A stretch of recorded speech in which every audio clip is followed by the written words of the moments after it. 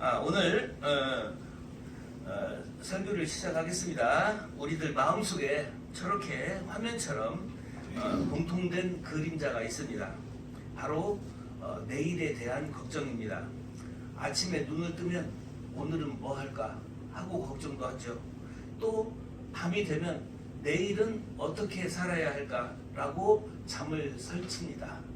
어떤 자녀의 앞날이라든가 돈 문제라든가 직장 생활까지 우리는 늘 눈에 보이는 통장 잔고나 건강 상태 같은 데이터를 보면서 미래를 계산하곤 합니다. 그래서 내가 가진 것이 부족해 보이면 금세 불안해집니다. 하지만 오늘 성경은 세상과는 완전히 다른 삶의 방식을 보여줍니다. 그것은 하나님은 우리가 미리 보기도 전에 이미 보시고 우리가 준비하기도 전에 이미 준비하신다는 거예요. 그래서 오늘 여호와 이레라는 고백이 바로 그 증거입니다. 오늘 말씀을 통해서 불안한 현실 너머에 일하시는 하나님의 손길을 발견하기를 축복합니다. 오늘 우리가 읽은 여호와 이레라는 말은 성경에서 가장 긴박한 순간에 나온 아브라함의 고백입니다. 오늘 본문의 주인공 아브라함은 75세 때 고향을 떠났고 75세 때 하나님이 너에게 아들을 주겠다, 자녀를 주겠다고 75세 때 약속을 하셨는데 100세에 이삭이라는 아들을 낳은 거예요. 그러니까 하나님이 75세 때 약속을 하고 아브라함은 25년을 기다렸다는 거죠. 그래도 결국 하나님은 하나님의 때에 맞게, 우리는 25년 동안 너무 힘들게 기다렸는데 하나님은 하나님 때에 맞게 100세에 이삭이라는 아들을 줬습니다. 그런데 아브라함 입장에서 그 이삭이라는 그 아들은 얼마나 귀했겠냐는 거예요. 무슨 자기 생명보다도 더 아까운 귀한 아들입니다. 그런데 오늘 우리가 읽은 이 본문에서 하나님께서는 청천벽력 같은 말씀을 하시는 거예요. 네 사랑하는 아들을 번제로 바쳐라, 제물로 바쳐라. 그러니 이 아브라함이 이제 밤새 잠을 못 자고 이 아들을 번제로 바치라는 것은, 이 번제를 제물로 바치라는 것은 죽여서 불에 태워서 제물로 바치라는 거예요. 그러니 아브라함이 이 100세에 낳은 이 아들을 어떻게 불에 태워서 어떻게 또 죽입니까? 밤새 고민을 했습니다. 성경에는 나오진 않겠지만 밤새 고민을 했을 테고, 그 밤새도록 사단이, 마귀가 계속 아브라함한테 걱정을 하게 했을 거예요. 걱정을 많이 주고 두려움도 많이 줬을 겁니다. 그 캄캄한 밤중에. 그러나 아브라함은 하나님의 그 선하심을 믿고 아침 일찍 떠납니다. 오늘 읽은 그 성경 내용에 그렇게 있어요. 밤새 고민을 했는데 더 이상 갈등하지 않고 아침에 천천히 아침밥 먹고 출발한 것이 아니라 아침 일찍 이제 떠납니다. 그 산으로 이제 떠납니다. 그게 어디냐면 지금 이 이스라엘 지도를 보시면 거기에 이제 자세히 나와 있죠. 부엘세바. 그 당시에, 지금 이게 요즘 그 지도인데, 그 당시에 부엘세바라는 이 베르세바라는 거에서 헤브론을 타고 올라가서 예루살렘까지 이렇게 올라갑니다. 60번 국도로.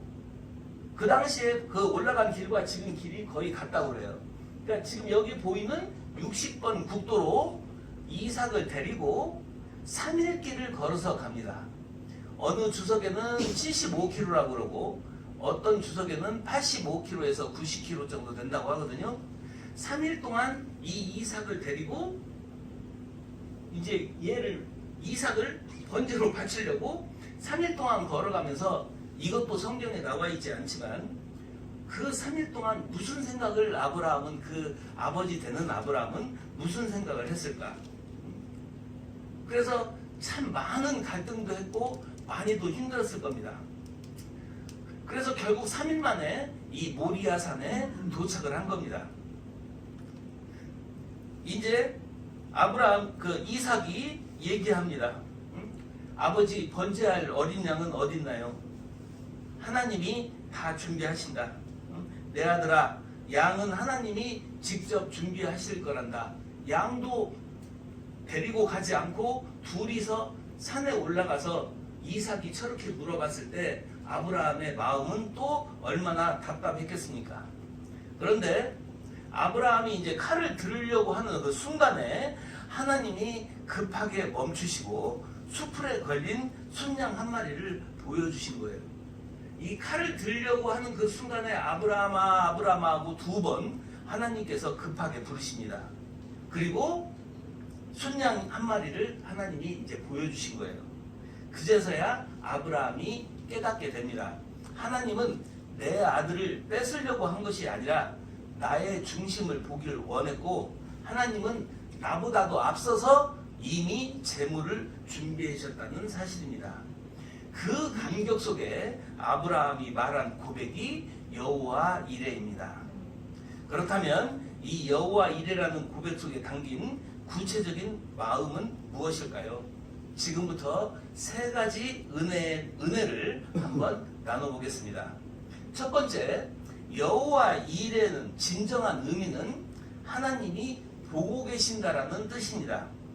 우리는 흔히 여호와 이레를 하나님이 준비하신다 라고 알고 있습니다. 맞습니다. 그러나 원어의 깊은 뜻을 보면 그건 더 큰 은혜가 됩니다. 히브리어로 이레라는 말은 보다, 라라는 동사에서 나왔습니다. 그래서 직역하면 하나님께서 보신다입니다. 이것이 어떻게 보신다와 준비하신다가 같은 뜻이 될까요? 부모의 마음을 보면 압니다. 저렇게 사진처럼 엄마는 어린 자녀를 계속 지켜봅니다. 지켜보고 있죠. 아이가 배가 고파서 울기 직전에 젖병을 준비합니다. 아이가 넘어지려고 할 때 엄마는 이미 손을 뻗고 있습니다. 부모가 아이를 보고 있기 때문에 젖병이 준비되는 거예요. 그래서 하나님은 저 멀리 하늘에서 여러분들을 보고 계획표만 짜는 것이 아니라 여러분들이 앉아있는 그 자리에, 또 남몰래 눈물 흘리는 그 자리, 막막해서 숨쉬기도 어려운 그 자리에서 이미 하나님은 보고 계신다는 거예요. 그래서 무엇이 필요한지 아시고 정확한 때에 공급하실 수 있는 것입니다. 그것을 또 우리가 믿어야 됩니다. 아브라함은 모리아 산에서 깨달았습니다. 아, 하나님이 나를 그냥 두고 계시는 게 아니구나. 집을 떠나올 때부터 하나님은 이미 순양을 준비하고 계셨구나. 그래서 여러분도 여러분들의 형편을 다 보고 계시다는 것을 믿으셔야 됩니다. 이게 여호와 이레의 시작입니다. 2번째로, 하나님은 계산이 아닌 그 준비하심은 순종의 발걸음을 뗄 때, 즉 순종으로 나아갈 때 하나님은 준비하신다는 거예요. 아까 첫 번째는 하나님이 보고 계시고, 2번째는 순종할 때 하나님이 준비하신다는 거예요. 그래서 이 여호와 이레의 축복은 소파에 누워있거나 가만히 앉아있다고 해서 주어지지 않습니다.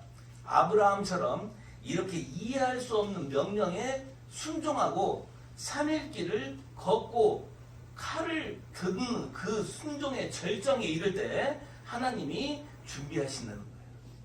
그래서 하나님의 준비는 우리의 순종보다 한 발자국 더 앞에 있습니다. 제가 수필집에 그 나오는 이야기를 또 하나 들려드리고 싶어요. 근데 여러분들이 수필집을 다 읽으셨는지는 모르겠지만 끝부분에 몽골에 대한 그 내용이 있습니다. 제가 오래전에 우리 교회에서 단기 선교를 몽골로 갔습니다. 그때 같이 갔던 홍식이라는 고등학교 1학년 학생 이야기입니다. 몽골의 그 쏟아지는 별을 보면서 고1짜리 그 홍식이가 당찬 포부를 밝혔습니다. 그때 뭐라고 하냐면, 저는 나중에 의사가 되면 의사가 돼서 의료 선교사가 되고 싶습니다 라고 당당하게 그때 얘기했지만, 제가 볼 때는 현실적으로 너무나도 어려웠던 일이었습니다. 왜 그러냐면 우리 군산에서 그 학교 군산에 있는 모든 학교가 그렇지만 전교 1등을 하더라도 의대 가기가 좀 어렵거든요. 근데 그 학교는 또 같은 군산이기도 하지만 몇 년 동안 의대 간 학생이 없었어요. 그런데도 이 아이는 1, 2등을 갔지만 그래도 제가 볼 때는 의대까지 갈 상황은 아니겠다라는 생각을 했죠. 근데 홍식이는 그 꿈을 품고 계속 묵묵하게 공부했습니다. 3년 동안 주일 성수를 한 번도 빠지지 않고 그 기숙사 생활을 할 때 눈을 뜨면 일어나자마자 30분 동안 성경도 읽고 기도도 빠짐없이 했다고 합니다. 그렇게 한 아이예요. 결과가 이제 어떻게 됐을까요? 요렇게 됐습니다. 놀랍게도 그때 의대 입시 경쟁률이 79대 1인데 그 바늘구멍을 뚫고 당당히 합격했습니다. 우리는 안 되겠다, 안 된다라고 했지만 하나님은 그 아이의 중심을 받고 79대 1의 경쟁률을 뚫을 길을 미리 준비하셨다는 거예요. 아멘. 이것이 바로 여호와 이레입니다. 지금 그 홍식이는 올해는 이제 충북대학교 부교수로 임용이 되었고 그 혈액종양내과 과장으로 지금 일하고 있습니다. 아브라함이 산을 오를 때 수양이 보이지 않았던 것처럼 홍식이에게도 합격의 길은 보이지 않았습니다. 그러나 믿음으로 나갔을 때 하나님은 감춰두신 예비하심을 보여줬다는 거예요. 하나님은 계산기를 두드리는 것이 아니라 순종하고 나갈 때 그 사람을 위해서 일을 하신다는 겁니다. 아멘. 자, 그러면 이제 세 번째로 여호와 일의 핵심은 나를 대신하는 은혜입니다. 왜 나를 대신하는 은혜냐? 하나님이 준비하신 것은 수양 한 마리였습니다. 단순히 재물이 없어서 급하게 마련한 것이 아니고 대신 이삭 대신 수양이라는 놀라운 복음이 있습니다. 이 이삭 대신 수양은 이것도 여호와 이레인데 그렇다면 나 대신 예수님이라는 거예요. 그 당시에 이삭 대신 순양이라는 것은 나 대신 예수님이라는 거예요. 이것이 예수님이 십자가에 못 박히신 그 사건입니다. 훗날 골고다에서 예수님께서 십자가에 못 박히시죠. 나 때문에 죄 때문에 죽어야 될 나고 심판받아야 될 게 우리인데 하나님은 우리 대신에 독생자인 예수 그리스도를 십자가에 못 박으셨습니다. 이것이 나 대신 예수님입니다. 이것도 여호와 이레죠. 아멘. 살다 보면 내가 도저히 감당할 수 없는 문제들을 만납니다. 빚, 질병, 자녀 문제. 마치 그 제당 위에 꽁꽁 묶인 이삭처럼 꼼짝달싹도 할 수 없는 절망적인 순간이 옵니다. 그때 기억하세요. 하나님이 그렇게 말씀하실 겁니다. 네가 죽을 자리가 아니다. 내가 너를 위해 짐을 질 어린 양을 준비했다. 내가 해결하려고 하지 마세요. 하나님이 준비한 은혜의 방법, 십자가의 능력을 의지할 때 문제는 하나님 손에 해결될 것입니다. 자, 마지막으로 이제 세 가지를 간단하게 요약하고 말씀드리고 말씀을 맺겠습니다. 아브라함에게 산은 처음에는 눈물 골짜기였지만 나중에는 은혜의 산이 되었습니다. 여러분의 지금 상황이 비록 힘들고 막막할지라도 낙심하지 마세요. 첫째, 눈을 들어서 하나님을 보세요. 통장 잔고나 나쁜 데이터만 보지 말고 나를 보고 계신 하나님을 바라봐야 됩니다. 두 번째, 작은 것부터 순종하세요. 상황이 다 갖추지 않았어도 오늘 내가 할 일들, 작은 선한 일들을 실천하시기 바랍니다. 세 번째, 예수님께 짐을 맡기세요.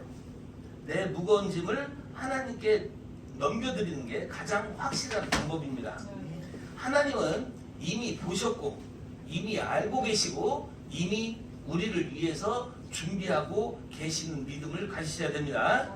이 여호와 이레의 하나님을 신뢰하며 이번 한 주도 당당하게 승리하는 여러분들이 되시길 주님의 이름으로 축복합니다. 기도하겠습니다. 사랑과 은혜가 풍성하신 하나님 아버지, 우리는 늘 한 치 앞도 모르는 인생길에서 내 손에 쥔 것이 없다고 불안해하고 눈에 보이는 현실 때문에 낙심할 때가 많았습니다. 그러나 오늘 말씀을 통해 하나님은 우리보다 앞서가시며 우리의 모든 형편을 지켜보시고 필요한 것을 미리 준비하시는 여호와 이레의 하나님이심을 깨닫게 하시니 감사합니다. 몽골의 밤하늘 아래서 불가능해 보이는 꿈을 꾸었던 소년에게 길을 열어주셨던 것처럼 오늘 막막한 현실 앞에 서 있는 우리 성도들에게도 예비하신 은혜의 문을 활짝 열어주시옵소서. 나의 좁은 소견으로 계산하기보다 우리를 위해 독생자까지 아끼지 않으신 그 사랑을 신뢰하며 순종의 발걸음을 떼게 하옵소서.